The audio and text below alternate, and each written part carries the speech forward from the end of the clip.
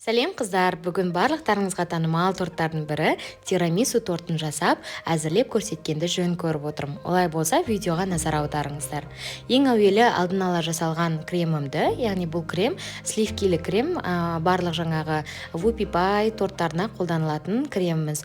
Осылайша келесі кезекте савояри печеньесін алып, кремімізге жақсылап, осылай нығыздап, қатар-қатар етіп орналастырып шығамыз. Бұл бізде формасыны дайын болды. Келесі кезекте енді біз ортасындағы начинкасын дайындаймыз. Ол үшін кремді жақсылап осылай қалақпен жайып, орналастырып шығамыз. Әрі қарай келесі кезекте мен шербет және өзіммен құлпынайлы джемді дайындап алдым. Сіздер кез келген кофеге батыруларыңызға болады, печеньені, немесе тағы да басқа сүтке кейбіреулер батырып жатады, ал мен бірақ бүгін құлпынайлы шербетті таңдадым. Келесі кезекте осылай печеньелерді қаз-қатар орналастырып болған соң қалақпен кремді толық жағып шығамыз. Содан кейін келесі кезекте құлпынайлы джемімізді осылай жағып шығамыз да қайта печеньемізді қоямыз.